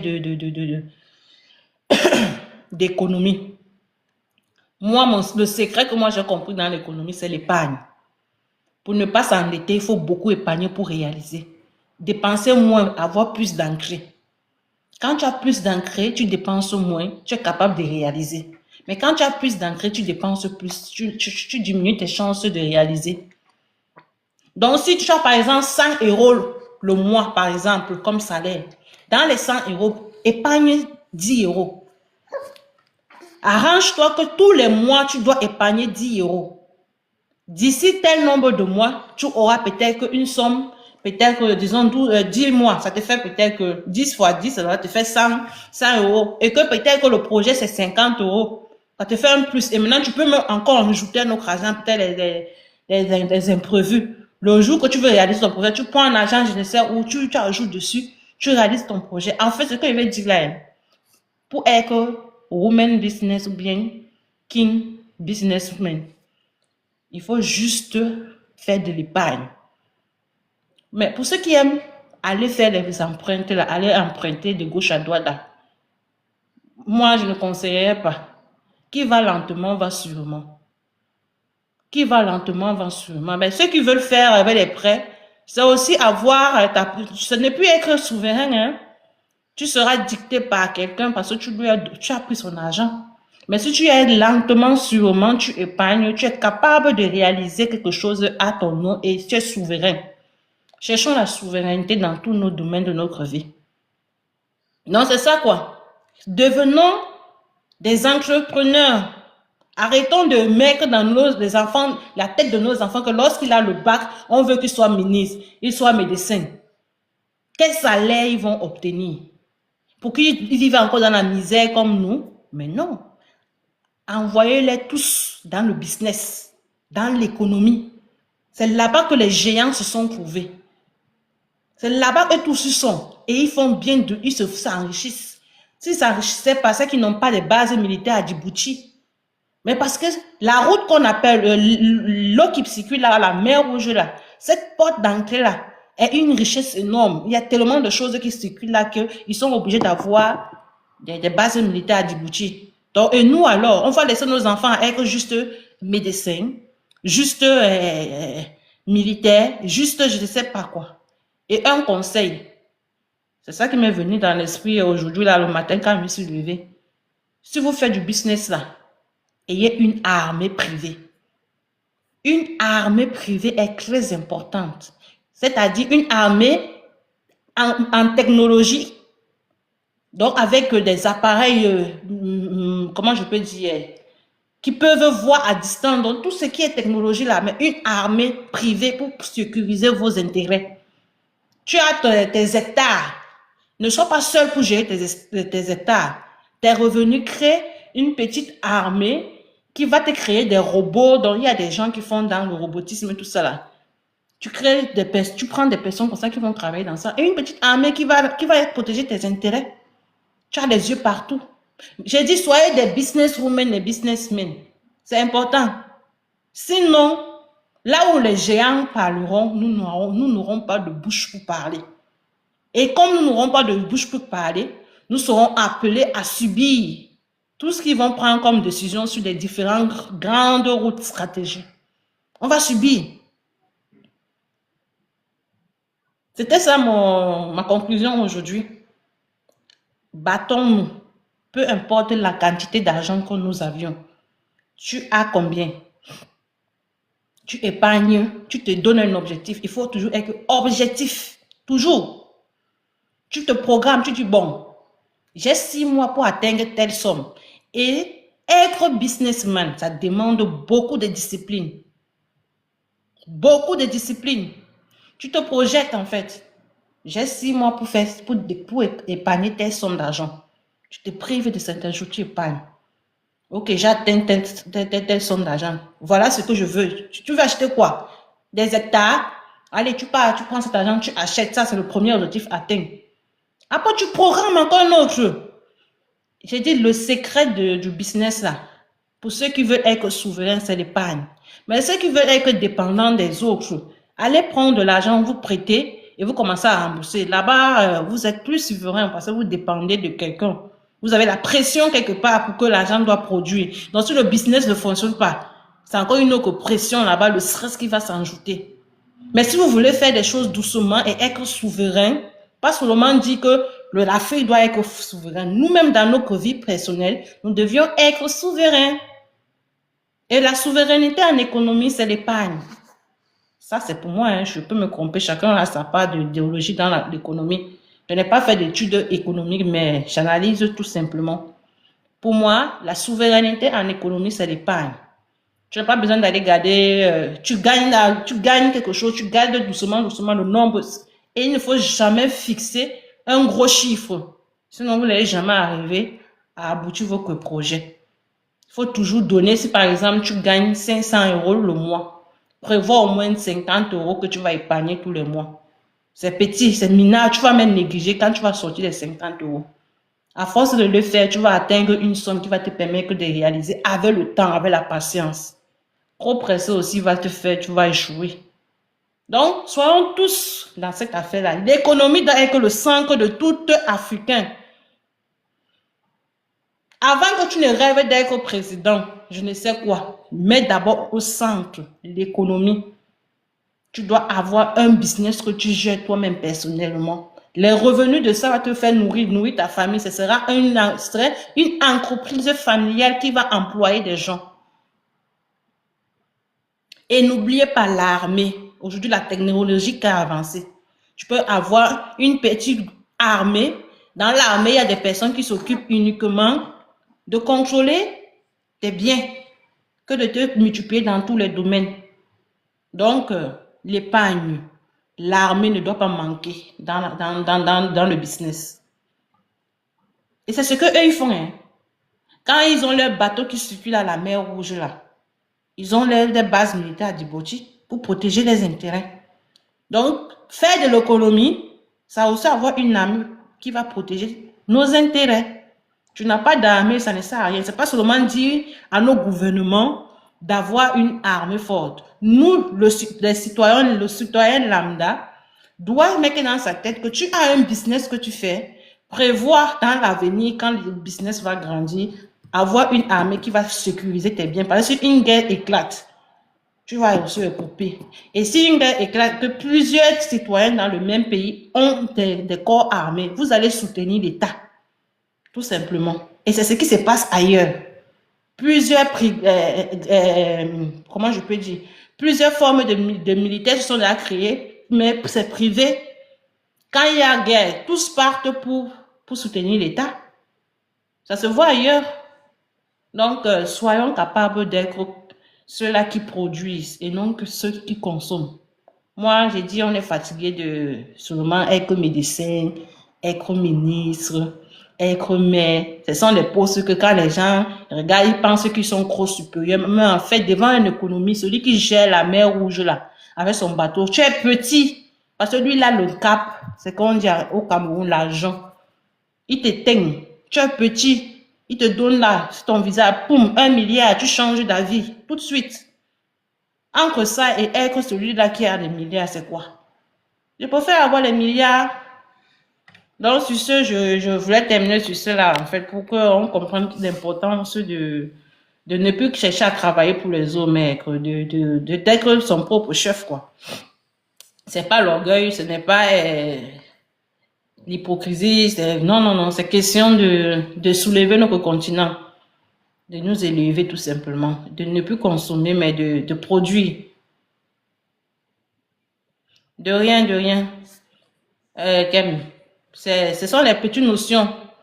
Moi, je n'ai pas fait l'économie, hein, loin de là. Je ne suis personne. C'est que dans la vie, il y a des astuces qu'on développe et après, voilà, on peut mettre ça au niveau grande échelle, quoi. Surtout nous les femmes là, il faut demander à vos femmes comment elles font, surtout les vraies femmes, hein, comment elles font, comment elles gèrent l'argent. Vous regardez seulement comment elles gèrent l'argent, les vraies femmes là, et prenez le modèle là pour le reproduire. Vous allez faire les merveilles. On va vous regarder, on va dire que vous avez l'argent et pourtant, c'est le secret là qui t'a fait que tu deviens comme tu es là, tout simplement. Il n'y a pas de magie dans ça. Donc, merci beaucoup d'avoir tapoté élu de mes ancêtres. Merci à Kem qui est monté pour le dialogue et d'autres aussi qui sont montés, Mélancourt et qui est encore là. L'ancêtre a checké. Son nom là me fait toujours rire. Les gens ont le nom, ça c'est TikTok. Hein. Merci à toutes mes reines qui ont tapoté et partagé le live, qui sont restés là pour écouter. J'ai dit que le nom, l'ancêtre a checké. Donc lui, il a cherché les noms. Il n'a pas vu un autre nom que l'ancêtre a checké. Mais lui, l'ancêtre a checké même à qui? Je lui ai dit que quand tu viens même dans mon live, ne me lance pas la checker, lance seulement soit le tapotage, soit les cœurs et les lives, les cadeaux. Mais lui, lance seulement la checker. Son nom là, chaque fois que je le vois, il me rappelle seulement cette affaire la checker là. Donc, merci beaucoup d'avoir soutenu le live. Votre présence a permis à ce que une bonne partie de notre communauté a écouté l'histoire d'aujourd'hui. Merci. N'hésitez pas à venir soutenir le live pour que ça puisse aller loin. C'est très important. Raison pour laquelle moi, je n'hésite pas de monter sur les lives quand j'ai l'occasion et d'enrichir des lives. Il faut soutenir des lives qui sont là pour nous inscrire et élever notre continent. Donc, sur ce, merci encore. Sinon, ah oui, t'es parti. Merci pour ta participation. Tu es venu enrichir avec des recherches que moi, je ne pouvais pas faire parce que mon ordinateur, là, ça me dérange un peu. Mon autre téléphone aussi, ça, c'est déjà mort. Donc, ça a perdu l'âme. Je n'avais plus quelque chose d'utiliser pour prouver certains trucs. Donc, tu m'as aidé et je te dis merci. Et pour tes interventions aussi, je te suis dit aussi merci. Tu m'as facilité la tâche et j'ai compris à travers tes recherches ce que je cherchais dans ma tête. Parce qu'en fait, je n'aime pas sortir du live et faire des recherches. J'aime quand je fais le live, au même moment, je fais des recherches et ça me permet de comprendre directement. Donc, n'hésitez pas de venir monter. C'est pas seulement monter signifie que non, tu m'écris non. Tu peux monter, tu peux aider. Et c'est important, on a besoin de ça. Comme tapoter aussi, on a aussi besoin des gens qui vont participer dans le live. Donc, n'hésitez pas de participer dans les lives où on instruit. N'hésitez pas quand vous avez l'occasion. Bon, merci beaucoup à tous et je vous souhaite une très belle soirée. On se dit dans des lives de d'autres guerriers et guerrières. Donc, je veux aussi soit intervenir si possible. Au top à tous. Merci encore une fois de plus. Et vous passez une très belle soirée.